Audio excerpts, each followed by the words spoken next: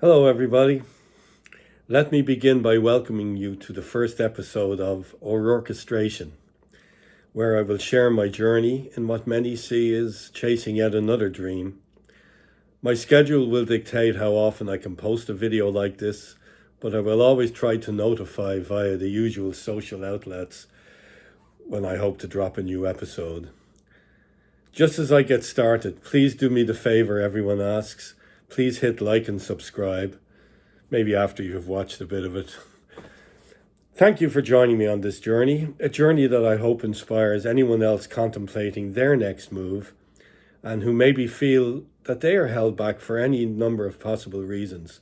It's not always fear or reticence, It's not always an unexpected visitation from imposter syndrome, something many of us have experienced from time to time.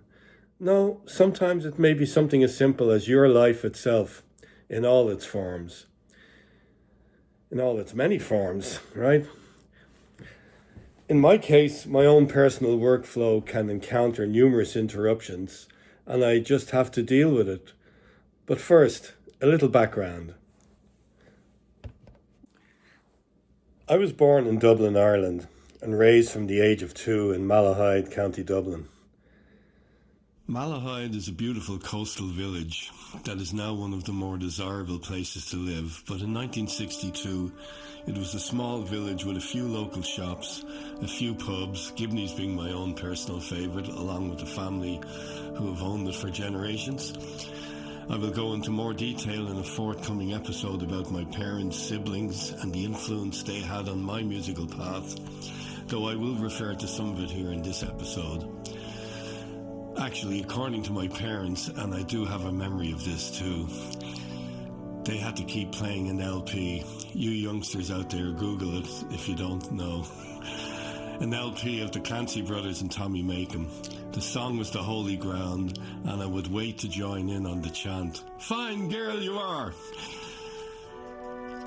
I would never describe us as poor when my mother made sure we never missed a meal during challenging years for my parents, but I never remember money as being particularly plentiful, to say the least. Despite that, my parents had bought a baby grand piano before they could afford a house. Years later, in the beautiful St. James Terrace house, my dad installed a hi-fi sound system, one that is today considered a collector's item and still regarded as a state-of-the-art analog system. He got his first really good sound system, though, through bartering his upholstery work for an Aer Lingus pilot who was looking to upgrade his own setup. Not long after, my dad was offered a chance, thanks to Noel Cloney, a hi-fi pioneer, no pun intended, in Dublin, who did what he could to facilitate my dad getting the quad system, Garrard turntable with the SME pickup arm, etc. All this to say that no matter what music I listened to growing up, it was always played using the best sound of its time. Growing up, the youngest of 4 boys, the music I heard was directly shaped by my environment. What songs did my parents like? What about Paul, Michael and Andrew's musical tastes? My mom had an amazing memory for lyrics. Something she once said came from the old days when people bought song sheets for the hits of the day. She also taught me that she could comfort herself by singing and could drive us crazy with her ability to burst into songs that contained a word that we might have said when telling a story. She never played an instrument, and her pitch, though fine most of the time, would wander when she sang more difficult songs that had modulations. Of course, this was a cappella. She had a last laugh on me, though. I would make fun of her old-fashioned songs, and years later, as I was learning Jerome Kern's All the Things You Are, she reminded me that it was one of the songs I made fun of her for singing.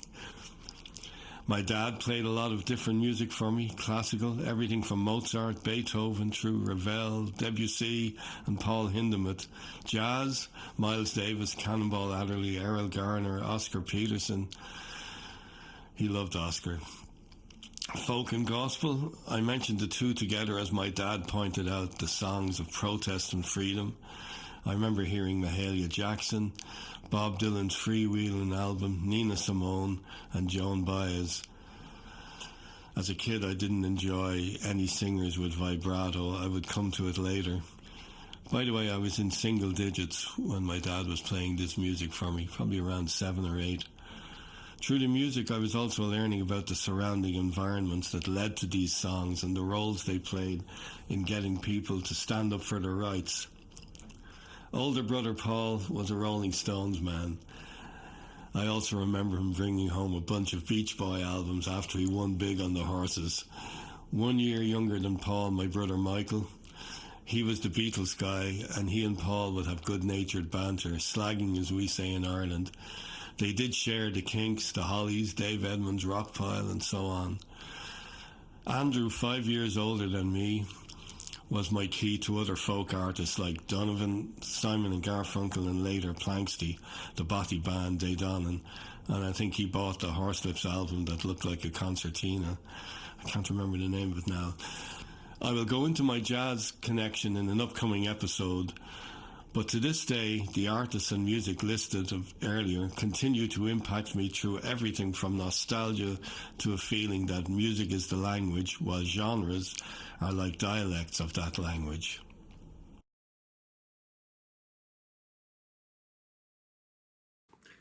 So, what are we doing here? Well, I'm jumping ahead to more recent years where my deep love of composition, arranging and orchestral music became a strong part of what I do. On many projects where I had the privilege and pleasure to provide string or orchestral arrangements, I would often have musicians I deeply respected saying how much they loved my writing and how cinematic it sounded. "You should be writing in Hollywood," said some of them. Inwardly, I have to admit, I harbored a dream to do just that. But with a young family and at the time newly married, I felt I couldn't roll that dice when it would affect everyone. I was never the great salesman of my own work and couldn't see myself thriving unless I had some sort of assurance that I could justify a move like that. So about 2 years ago, I learned that Netflix had put in a bid to buy a huge chunk of land in Fort Monmouth, which is literally walking distance from me, and I thought it's a sign. I would later learn that my most important connections would not necessarily be with the production companies. I would need to meet directors and develop that relationship. One friend told me that many times at indie level, I may even be a solution to a problem that they had not yet encountered. So why film? I read the various chapters in Henry Mancini's Sounds and Scores and Nelson Riddle's Arranged, and not to forget Dick Grove's arranging book, and was fascinated by the idea of scoring music for storytelling. I loved the way music could either hint, suggest and prompt or provide support for a scene. I was fascinated by how it could become part of character in some cases.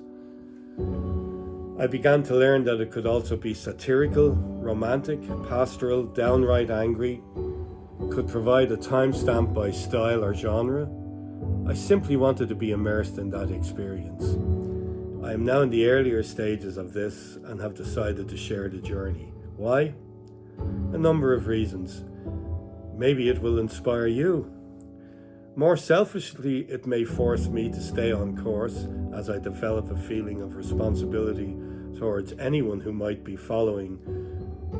And speaking of which, as you already know, and I already mentioned, it will help me a lot if you take a few seconds to like and subscribe. I will be discussing this journey and how it fits in with my life itself.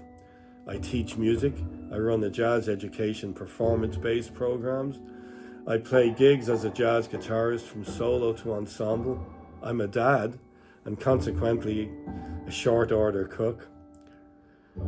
I'm a soccer to anyone in the US fan, and try to make it to all of the New York Red Bulls home games with my son Sean. I lead the Moti re-entry band, that's Music on the Inside, and produce and co-produce recording projects. I'm really interested to hear from any of you who are doing a similar dance in your daily lives. And here comes the real boss. All right, we let him, he wants to be in on the act, we let him join. So coming in the next episode, I will cut to the present where I'm presently at. I will occasionally do the more nostalgia-based sharing of past lives, projects, as they are a big part of the story. Sponsors? I will gladly accept sponsorship, as who knows, it could maybe help me hire a crew who know what they're doing, rather than winging the video podcast process alone. I will also endorse some local businesses just because, even if they bear no resemblance to the overall theme. For example, I have a good friend who started a business I find is fascinating, growing organic mushrooms for supply to restaurants, etc. And he was working out of 2 freight containers. Now, in partnership with someone else, they have an actual farm, and they're about to launch their first mushroom broth. And anyone who's into the culinary arts will know that's often the secret. You know, you've got chicken broth, you've got vegetable broth, you've got beef broth, but you don't hear people talking about mushroom broth so much. And so you'll see me sipping it at time, because they're about to launch it'll be available locally here in New Jersey in Wegmans to start. And I'll mention more about that later on, but that's me just supporting a friend who supports me quite a bit. So thank you, and I look forward to getting to know as many of you as possible. And remember, help me grow the channel hitting like and subscribe. If you've already subscribed, thank you very much, and bye for now.